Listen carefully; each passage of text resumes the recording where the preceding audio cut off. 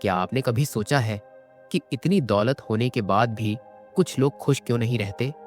क्या असली शांति पैसे से खरीदी जा सकती है? आज की कहानी आपको जिंदगी का सबसे बड़ा सबक सिखाने वाली है, जिसे जानकर आप खुद को बदलने पर मजबूर हो जाएंगे।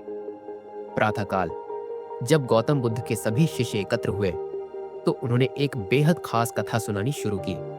उन्होंने कहा, आज मैं तुम्हें ऐसे व्यक्ति की कहानी सुनाने जा रहा हूं जिसके पास सब कुछ था, लेकिन फिर भी वो दुखी था। एक नगर में एक सेठ रहता था। उसके पास लाखों की संपत्ति थी, शानदार हवेली थी, नौकर चाकर थे, लेकिन फिर भी उसका मन अशांत रहता था। वह हर समय बेचैनी में रहता और उसे समझ नहीं आता कि उसकी परेशानी का हल क्या है।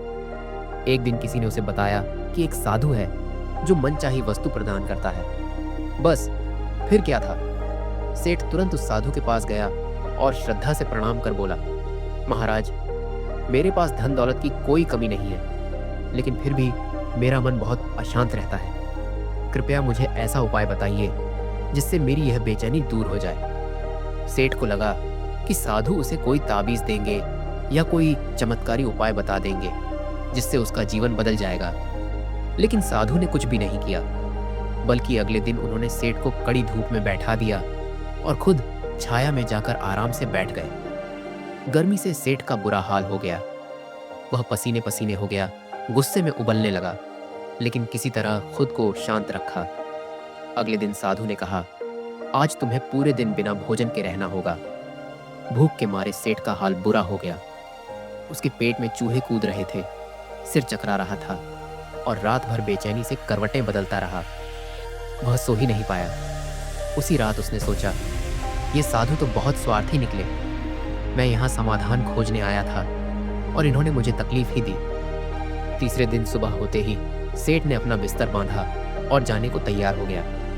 तभी साधु ने उसके सामने आकर पूछा, क्या हुआ सेठ, इतनी जल्दी जाने की तैयारी क्यों? सेठ बोला, महाराज, मैं बड़ी उम्मीद लेकर आपके पास आया था, लेकिन यहाँ मुझे कुछ नहीं मिला।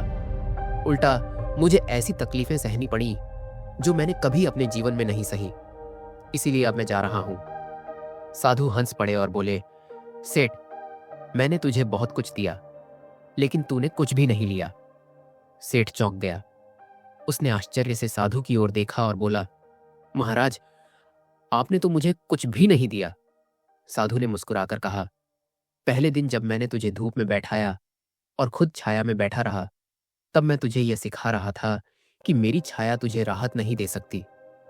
जब तुझे यह बात समझ नहीं आई तो मैंने तुझे भूखा रखा और खुद भरपेट भोजन किया।